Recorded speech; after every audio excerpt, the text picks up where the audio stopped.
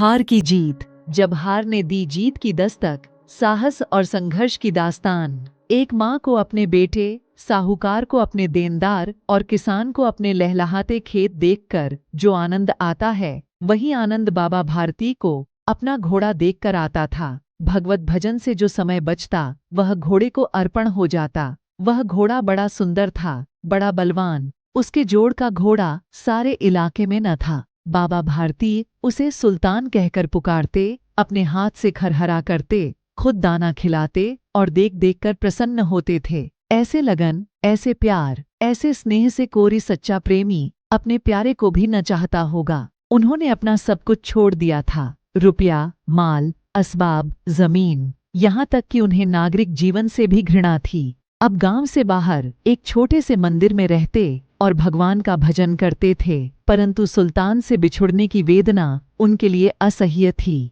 मैं इसके बिना नहीं रह सकूंगा, उन्हें ऐसी भ्रांति सी हो गई थी। वे उसकी चाल पर लट्टू थे। कहते, ऐसे चलता है जैसे मोर घनघटा को देखकर नाच रहा हो। गांवों के लोग इस प्रेम को देखकर चकित थे, कभी कभी कनखियों से इशारे भी करते थे, परंतु बाबा भारती को इसकी परवाह न थी। जब तक संध्या समय सुल्तान पर चढ़कर 8-10 मील का चक्कर न लगा लेते, उन्हें चैन न आता। खड्ग सिंह उस इलाके का प्रसिद्ध डाकू था। लोग उसका नाम सुनकर कांपते थे। होते होते सुल्तान की कीर्ति उसके कानों तक भी पहुंची। उसका हृदय उसे देखने के लिए अधीर हो उठा। वह एक दिन दोपहर के समय बाबा भारती के पास पहुंचा और नमस्कार करके बैठ गया। बाबा भारती ने पूछा, खड्ग सिंह, क्या हाल है? खड्ग सिंह ने सिर झुकाकर उत्तर दिया, आपकी दया है। कहो, इधर कैसे आ गए? सुल्तान की चाह खींच लाई।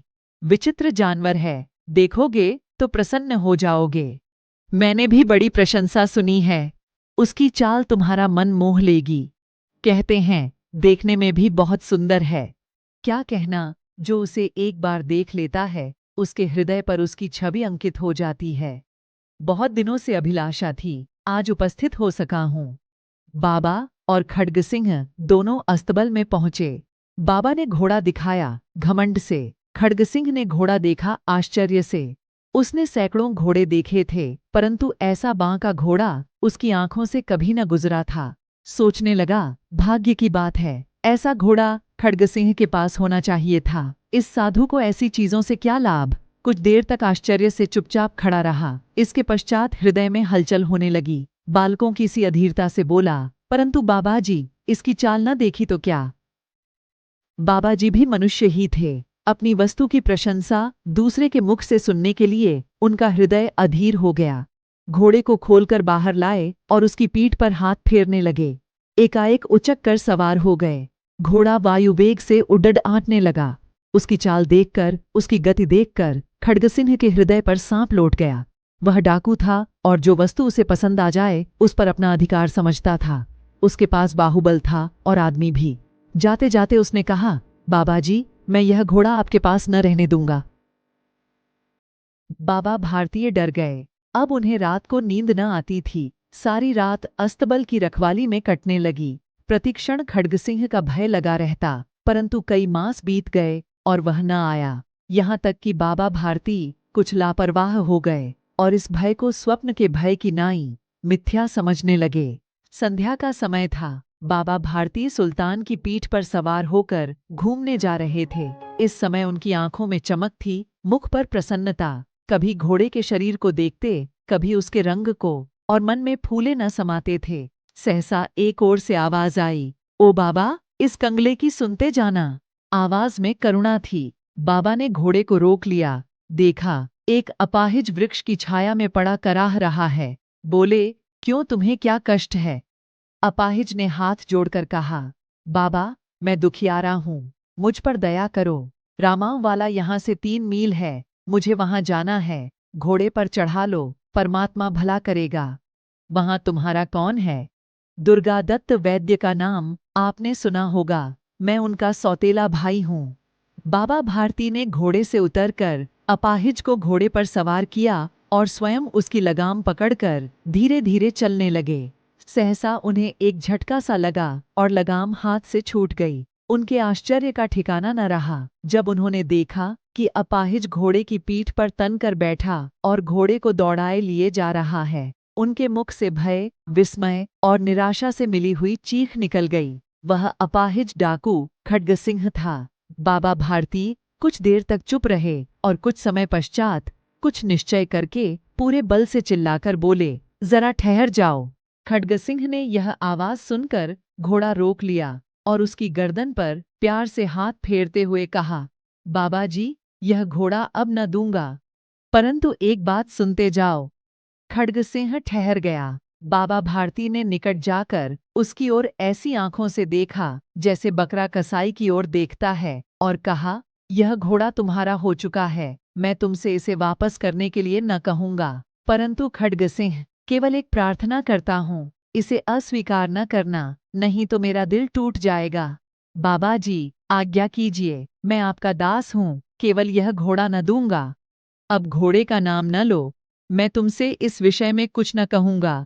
मेरी प्रार्थना केवल यह है कि इस घटना को किसी के सामने प्रकट न करना। खड्गसिंह का मुंह आश्चर्य से खुला रह गया।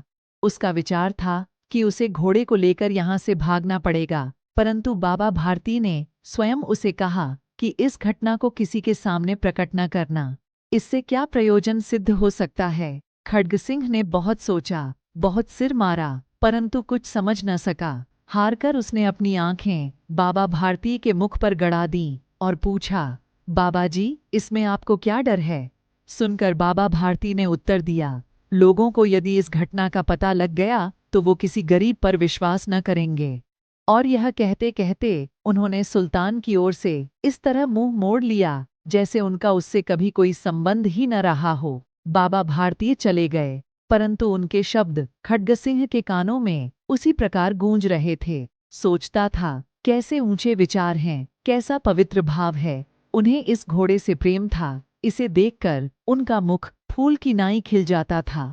कहते थे, इसके बिना मैं रह न सकूंगा। इसकी रखवाली में वे कई रात सोए नहीं, भजन भक्ति न कर रखवाली करते रहे, परंतु आज उनके मुख पर दुख की रेखा तक दिखाई न पड़ती थी। उन्हें केवल यह ख्याल था कि कहीं लोग गरीबों पर विश्वास करना न छोड़ दें। उन्होंने अपनी निज की हानि को मनुष्यत्व की हानि पर न्यौछावर कर दिया। ऐसा मनुष्य मनुष्य नहीं, देवता है। 3 रात्रि के अंधकार में खड्गसिंह बाबा भारती के मंदिर पहुंचा। चारों ओर सन्नाटा था। आकाश पर तारे टिमटिमा रहे थे। थोड़ी दूर पर गांवों के कुत्ते भौंक रहे थे। मंदिर के अंदर कोई शब्द सुनाई न देता था। खड्गसिंह सुल्तान की बाग पकड़े हुए था। वह धीरे धीरे अस्तबल के फाटक पर पहुंचा। फाटक किसी वियोगी की आंखों की तरह चौपट खुला था।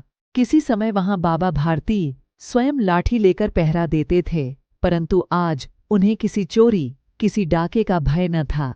हानि ने उन्हें हानि की तरफ से बेपरवाह कर दिया था। खड्गसिंह ने आगे बढ़कर सुल्तान को उसके स्थान पर बांध दिया और बाहर निकलकर सावधानी से फाटक बंद कर दिया। इस समय उसकी आंखों में नेकी के आंसू थे।